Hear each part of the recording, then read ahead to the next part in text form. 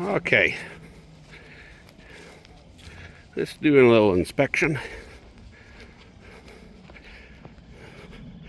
We don't need perfectly straight walls because we're going to build a block wall up against it just a little bit of ways. I got a 12-foot span for a 10-foot room, so that gives us a little bit to play with.